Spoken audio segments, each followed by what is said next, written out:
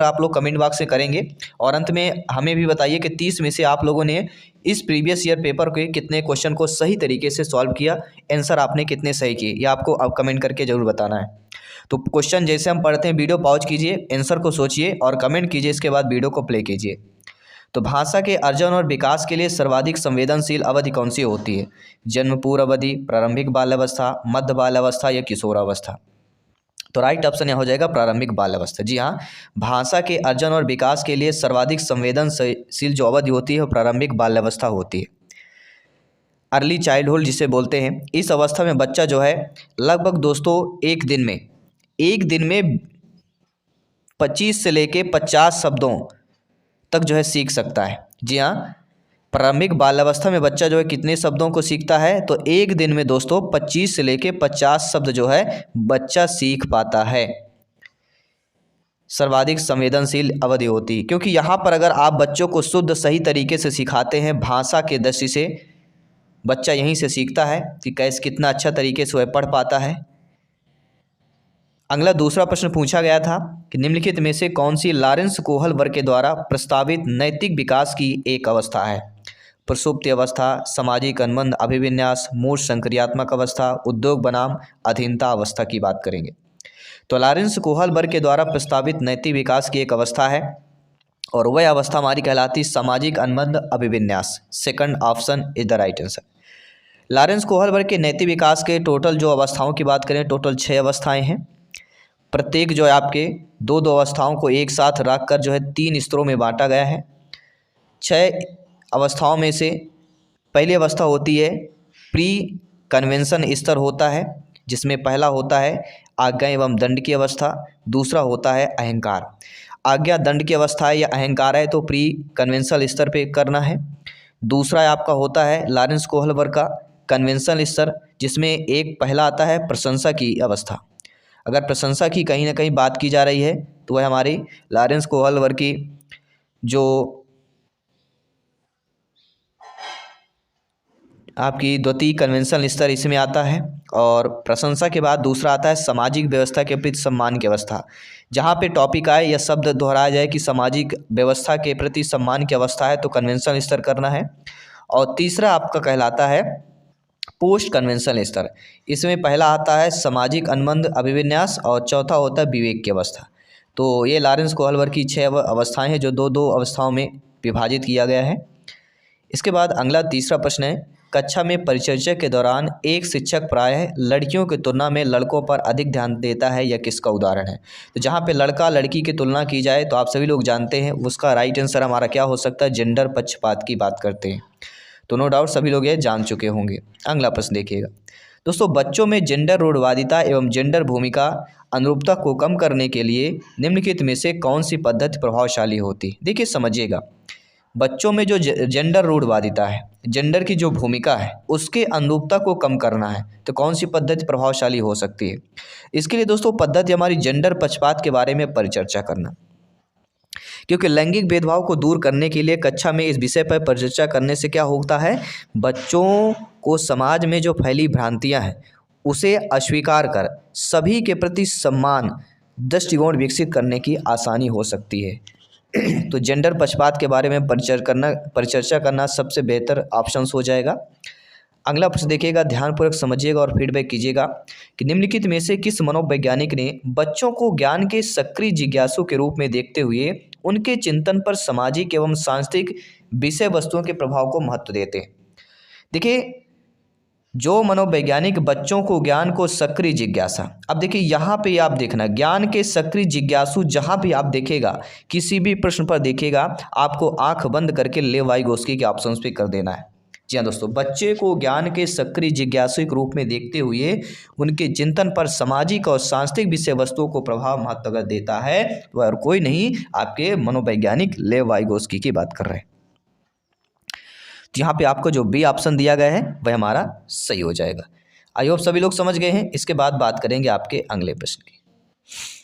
अगला प्रश्न दिया गया है कि जिगसो पहेली को करते समय 5 वर्ष की नजमा स्वयं से कहती है, नीला टुकड़ा कहाँ है? नहीं, यह वाला नहीं है, गाढ़े रंग वाला, जिससे यह जूता पूरा बन जाएगा। इस प्रकार की वार्ता को वाइगोस्की किस तरह से संबोधित करेंगे। देखिए लेव वाइगोस्की के अनुसार कोई भी अधिगम जो स्तर है, जो दूसरा स्तर है, वह संपन्न होता है। पहला एक दूसरे के साथ अंतःक्रिया हो जाएगा। फिर दूसरा हमारा क्या होता है, अंतःक्रिया के फलस्वरूप प्राप्त अनुभव को मानसिक संरचना में जोड़ना हो जाएगा।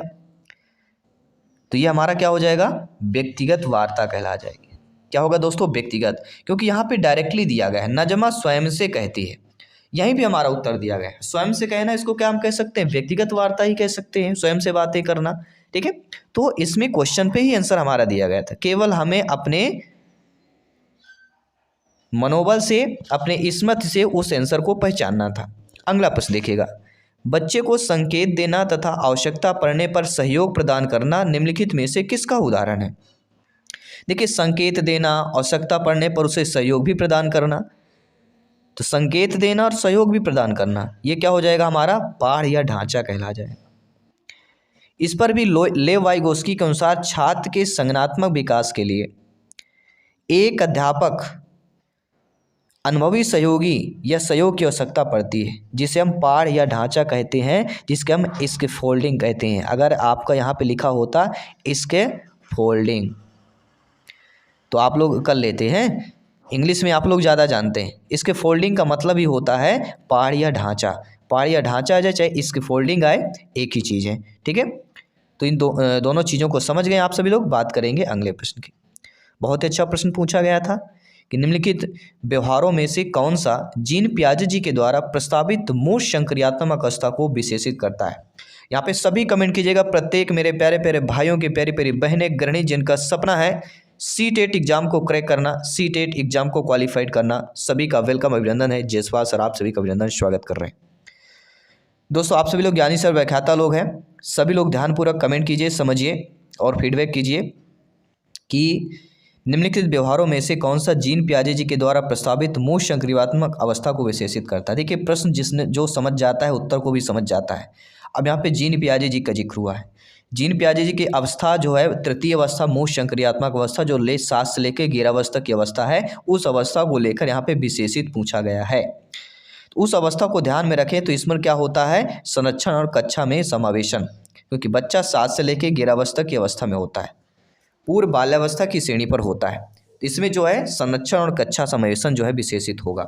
इसके अकॉर्डिंग जीन पियाजे जी के द्वारा प्रस्तावित जो मूल संक्रियात्मक अवस्था है वह कौन विशेषित करता है, किस व्यवहार को विशेषित करता है, संरक्षण और कक्षा समावेशन को करता है।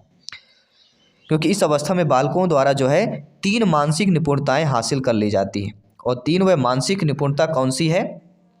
पहली अवस्था होती है विचारों में विलोमता, दूसरी होती है संरक्षण, और तीसरा होता है वर्गीकरण एवं प्रत्ययों का उपयोग। 3 शब्द आए, विचारों का विलोमता आए, संरक्षण आए या वर्गीकरण आए, 3 शब्द आए तो समझ लीजिए जीन पियाजे जी की तृतीय अवस्था का जिक्र हुआ है।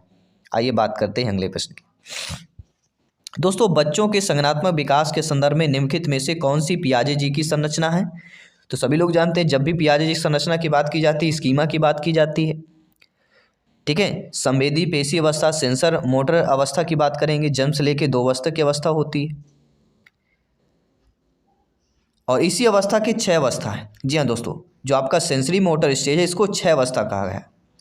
ये आपने ना पढ़ा होगा लेकिन हम बता देते हैं। पहली अवस्था होती है प्रतिवर्त क्रिया अवस्था, दूसरी अवस्था होती है प्रमुख वृत्ति प्रतिक्रिया अवस्था, तीसरी गौण तृतीय प्रतिक्रिया अवस्था, चौथी गौण स्कीमटा के समन्वय की अवस्था, पांचवी होती है तृतीय वृत्ति प्रतिक्रिया की अवस्था, और छठी होती है मानसिक संवेग संसाधनों की खोज की अवस्था। ये चीज़ें समझ लीजिएगा। अगले प्रश्न की बात करेंगे। दोस्तों आकलन का प्राथमिक उद्देश्य क्या होना चाहिए। बहुत ही सिंपल सा प्रश्न पूछा गया। आकलन का पहला, प्राथमिक मतलब क्या होता है, प्राथमिक कहते हैं ना प्राथमिक उपचार, प्राथमिक मतलब पहला उपचार। इसी प्रकार आकलन का प्राथमिक उद्देश्य मतलब पहला उद्देश्य क्या होना चाहिए आकलन करने के लिए। तो पहला उद्देश्य होना चाहिए संबंधित अवधारणाओं के बारे में बच्चों की स्पष्टता तथा भ्रांतियों को समझना। संबंधित जो अवधारणा हो उसके बारे में बच्चों की स्पष्टता और भ्रांतियों को समझना ही आकलन का प्राथमिक उद्देश्य होना चाहिए। B option is the right answer. आइए बात करते हैं अगले प्रश्न की। दोस्तों निम्नलिखित कथनों में से कौन सा बुद्धि के बारे में सही दिया गया है। देखिए बुद्धि के बारे में हम देखें तो बुद्धि एक निश्चित योग्यता है जो जन्म से समय ही निर्धारित होती है, तो ये हम कथन गलत है बुद्धि के बारे में। बुद्धि को मानकीकृत परीक्षणों के प्रयोग के सटीक रूप में मापा या निर्धारित किया जा सकता है, ये भी गलत है। बुद्धि एक एकात्मक कारक तथा एक एकाकी विशेषक है, ये भी गलत है। तो बुद्धि बहुआयामी, ये आपने पढ़ा होगा, बहुआयामी शब्द आपने पढ़ा होगा, ये बिल्कुल राइट दिया गया है। बुद्धि जो है बहुआयामी है तथा जटिल योग्यताओं का एक समूह है। क्या है? समूह है। तो D option is the right answer. इसके बाद बात करेंगे अगले प्रश्न की। अगला प्रश्न साथियों, रूही हमेशा समस्या के एकाधिक समाधानों के बारे में सोचती है। इनमें से काफ़ी समाधान मौलिक होते हैं। रूही किन गुणों का प्रदर्शन कर रही होती है? देखिए, प्रश्न को आपने समझ लिया, उत्तर को आपने 50% सॉल्व कर लिया या हासिल कर लिया। देखिए, रूही क्या करती? हमेशा समस्या के एकाधिक समाधानों के बारे में सोचती। एकाधिक मतलब होता है कोई भी समस्या हमारे पास एक है, उससे अधिक उसके जो उत्तर हैं 1 2 3 4 प्रकार से वह सोचती है। तो एकाधिक समाधान मतलब एक से अधिक समाधान उसके बारे में सोचना। तो काफ़ी समाधान जो उसके होते हैं मौलिक होते हैं। तो रूही किन गुणों का प्रदर्शन कर रही है? स्वाभाविक बात है, सृजनात्मक विचारक की बात करेंगे। भाई कोई भी समस्या हो, उस समस्या का एक से अधिक समाधान ढूंढ लिया जाए, ये बहुत बड़ी बात है। मतलब रूही क्या है यहाँ पे, उसके जो विचार हैं वह जो किन गुणों का प्रदर्शन कर रही है? सृजनात्मक विचारक का प्रदर्शन कर रही है। अगला प्रश्न है, शिक्षण अधिगम प्रक्रिया में वंचित समूह से संबंधित विद्यार्थियों के द्वारा सहभागिता कम होने की स्थिति में एक शिक्षक को क्या करना चाहिए? देखिए, शिक्षण अधिगम की प्रक्रिया के दौरान देखा जाए तो जो वंचित समूह है या वंचित समूह से संबंधित जो बालक बालिकाएं विद्यार्थी हैं, उनके द्वारा सहभागिता अगर कम होने की स्थिति में एक शिक्षक को क्या करना चाहिए? तो एक शिक्षक को क्या करना चाहिए? बच्चों को विद्यालय छोड़ने के लिए कहना चाहिए? तो कह नहीं सकते हैं। इस स्थिति को जैसी है वैसे स्वीकार करना चाहिए? ये भी नहीं है, क्योंकि बदलाव जरूरी है। इन विद्यार्थियों ने अपनी अपेक्षाओं को कम करना है, तो ये भी आपका गलत है। अपेक्षा कम नहीं करना है, क्या करना है? अपनी शिक्षण पद्धति का विचार करना है और बच्चों की सहभागिता में सुधार करने के लिए नए तरीके ढूंढना है। क्या करना है दोस्तों? अपनी जो शिक्षण पद्धति पर उस पर विचार करें और बच्चों की सहभागिता में भी सुधार करने के नए तरीके आप ढूंढिए, क्योंकि आप एक टीचर हैं, आप एक अध्यापक हैं, आप एक भावी शिक्षा की नींव हैं। अगला प्रश्न है, एक समावेशी कक्षा में एक शिक्षक को विशिष्ट शैक्षिक योजना को क्या करना चाहिए? आपकी नियुक्ति होती है, आप अध्यापक अध्यापिका बनते हैं। जब आप बच्चों को पढ़ाने जाते हैं, क्लास टीचर होते हैं, और आपके क्लास में कैसी कक्षा है? समावेशी कक्षा है। समावेशी का मतलब होता है अनेक सांस्कृतिक से बच्चे आते होते हैं, उनकी सांस्कृतिक उनकी जो मूल भाषा होती है, मातृभाषा होती है, वह अलग अलग होती है। तो एक समावेशी कक्षा है और उस कक्षा के आप अध्यापक हैं, तो आप विशिष्ट शैक्षिक योजनाओं के क्या करेंगे? तो आप विशिष्ट शैक्षिक जो योजनाएं होती हैं उनको सक्रिय रूप से तैयार करेंगे। क्या करेंगे? सक्रिय रूप से आप तैयार करेंगे।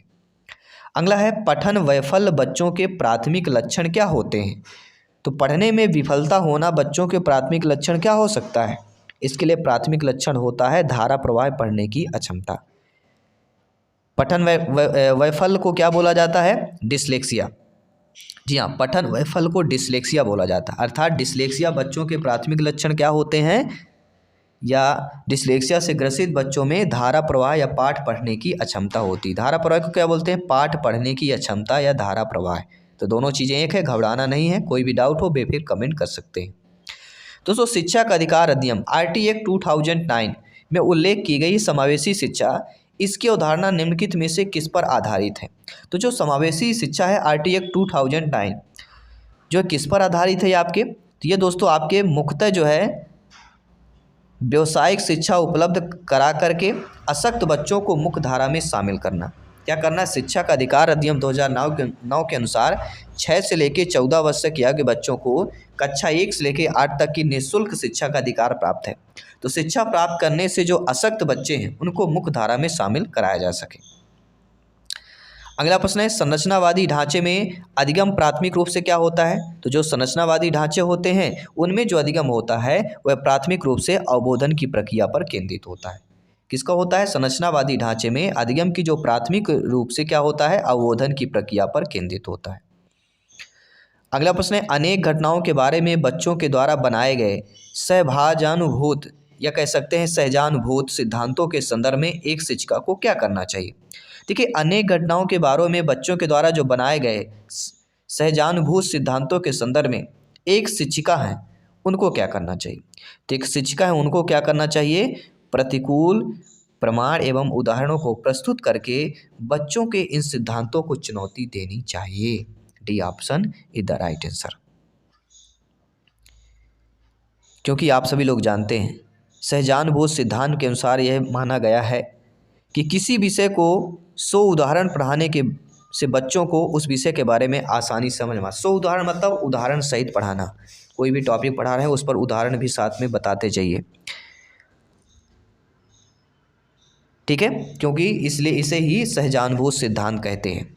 अगर आप बच्चों को 100 उदाहरण साथ पढ़ाते हैं तो इसे सहजानुभूत सिद्धांत के नाम से भी जाना जाता है। छात्र केंद्रित शिक्षा शास्त्र की क्या विशेषता होती है? कोई भी छात्र केंद्रित अगर शिक्षा शास्त्र है उसकी क्या विशेषता हो सकती है? उसकी विशेषता है कि बच्चों में अनुभवों को प्रमुखता देना। बच्चों के जो सीखते हैं उनको प्रमुखता देना ही छात्र केंद्रित शिक्षा शास्त्र का बेस्ट एग्जाम्पल आपकी स्क्रीन पर हो जाएगा। अगला प्रश्न देख लेते हैं दोस्तों, संवेग एवं संज्ञान एक दूसरे के क्या है? तो संवेग और जो संज्ञान है वह एक दूसरे में सन्निहित है। अब देखिए, यहाँ पे ध्यानपूर्वक समझना, संवेग और संज्ञान एक दूसरे पर अवलंबन होंगे, क्योंकि संवेगों का नियंत्रण संज्ञान से होता है और वही संज्ञान बिना संवेगों के असंभव है। संवेगों का नियंत्रण किससे होता है? संज्ञान से होता है, इसलिए आपका सन्निहित होगा। C option is the right answer. अगला प्रश्न देख लेते हैं दोस्तों। अगला प्रश्न दिया गया कि संरचनावादी सिद्धांतों के अनुसार अधिगम के बारे में निम्नलिखित कथनों में से कौन सा कथन सही दिया गया है? देखिए, अधिगम पुनरुत्पादन एवं स्मरण की प्रक्रिया है, यह गलत है। अधिगम यंत्रवंत याद करने की प्रक्रिया है, यह भी गलत दिया गया है। अधिगम आवृत्ति संबंध के द्वारा व्यवहारों का अनुबंधन है, यह भी गलत है। अधिगम सक्रिय विनियोजन के द्वारा जो है ज्ञान की संरचना की प्रक्रिया है। तो अधिगम क्या है? एक सक्रिय विनियोजन। विनियोजन शब्द आए तो समझ लीजिए, ठीक है? क्योंकि संरचनावाद में यह कहा गया है कि मनोविज्ञान जो चेतन है अनुभूतियों के अध्ययन का विज्ञान माना गया है। मनोविज्ञान चेतन अनुभूतियों को अध्ययन का विज्ञान कहा गया है, इसलिए इसमें व्यक्ति अपनी जो है मनोदशा और स्वयं अध्ययन करता है। इसलिए अधिगम सक्रिय विनियोजन के द्वारा ज्ञान की संरचना की प्रक्रिया इज द राइट आंसर। दोस्तों, विद्यार्थियों को स्पष्ट उदाहरण एवं गैर उदाहरण देने के क्या परिणाम होते हैं? अगर आप विद्यार्थियों को स्पष्ट उदाहरण देंगे और गैर उदाहरण देंगे, गैर मतलब सभी लोग समझ गए होंगे। देखिए, जब भी शिक्षक द्वारा उदाहरण सहित विषय की व्याख्या करने से क्या होता है, बच्चों में उस विषय की सही अवधारणा बनाने का क्या है, प्रोत्साहन मिलता है, एक पॉजिटिव मिलता है। इसलिए अवधारणात्मक परिवर्तनों को प्रोत्साहित करने के लिए एक प्रभावशाली तरीका है। तो गैर उदाहरण देने का क्या परिणाम होगा कि अवधारणात्मक जो परिवर्तन होंगे उन्हें प्रोत्साहित करने के लिए एक प्रभावशाली तरीका माना जाए। अगला प्रश्न देखिएगा। अगला प्रश्न दिया गया है कि बच्चों को अधिगम गतिविधियों में भागीदारी करने के लिए लगातार पुरस्कार देना व दंड का प्रयोग करने से क्या प्रभाव पड़ेगा? देखिए, आप सभी लोग ज्ञानी सर्व व्याख्याता लोग हैं और भावी अध्यापक अध्यापिकाएँ हैं, तो इस प्रश्न को समझ लीजिएगा कि बच्चों को अधिगम गतिविधियों में अगर भागीदारी करने के लिए लगातार अगर उसमें पुरस्कार दे रहे हैं, दंड का भी प्रयोग कर रहे हैं, तो इस पर बच्चों के अधिगम पर क्या प्रभाव पड़ सकता है? देखिए, इस पर बच्चों के अधिगम में बच्चों को स्वाभाविक अभिरुचि तथा जिज्ञासा कम हो जाएगी। क्यों हो जाएगी, इसका रीजन बताते हैं। देखिए दोस्तों, अधिगम गतिविधियों में लगातार पुरस्कार दंड देने से बच्चों में प्रेरणा शक्ति और दंड का डर दोनों समाप्त हो जाता है। अगर लगातार वही चीज़ करे होंगे, ठीक है, प्रेरणा भी समाप्त हो जाता है और दंड का डर भी समाप्त हो जाता है। इसलिए अधिगम में बच्चों की स्वाभाविक रुचि जिज्ञासा कम होने लगती है। तो रीजन आपने समझ लिया। बात करेंगे अगले प्रश्न। दोस्तों, इनमें से कौन सी प्रथाएं या सार्थक अधिगम को बढ़ावा देगी? ऐसी प्रथा बताइए जो सार्थक अधिगम को बढ़ावा देती हो। इसके लिए देखिए, आपका जो है सहयोगात्मक अधिगम पर्यावरण होगा, इसके बाद सतत और समग्र मूल्यांकन होगा और निरंतर तुलनात्मक मूल्यांकन होगा। शारीरिक दंड को छोड़कर आपके तीनों सही, अर्थात हम बात करेंगे सेकंड ऑप्शन 2, 3 एंड 4। अगला प्रश्न देख लेते हैं। दोस्तों, शिक्षक बच्चों की जटिल अवधारणाओं की समझ को किस प्रकार सहज कर सकते हैं? आप स्वयं सोचिए, आप बच्चों को पढ़ा रहे हैं और आपके सामने एक जटिल अवधारणा आई और उस जटिल अवधारणाओं को समझ जो है आप बच्चों में किस प्रकार से सहजता से बता सकते हैं, प्रकट कर सकते हैं। तो वह दोस्तों अन्वेषण एवं परिचर्चा के लिए उन्हें अवसर उपलब्ध करा के सहज कर सकते हैं। तो शिक्षक बच्चों की जो जटिल अवधारणाएं होती हैं उनको समझ को किस प्रकार सरलता करेंगे, तो अन्वेषण और परिचर्चा के लिए अवसर उनको दिया जाए।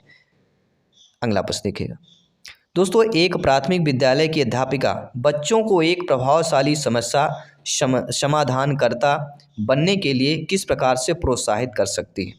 तो एक प्राथमिक विद्यालय की अध्यापिका जो है बच्चों को एक प्रभावशाली समस्या समाधानकर्ता बनने के लिए किस प्रकार से प्रोत्साहित कर सकती हैं। तो वह दोस्तों आपके बच्चों को सहजानुभूत अनुमान लगाने के लिए प्रोत्साहित करके तथा उसी पर आधारित विचार मंथन करके। देखिए, अगर बच्चों को प्रोत्साहित किया जाए, बच्चों को अवसर दिया जाए, प्रोत्साहन देना, अवसर देना, ये कहीं भी शब्द आए तो वो आपके अपने आप में पेडागॉजी माना जाता है। उस शब्द को पहचानना है, उस लाइन को पहचान लेना है।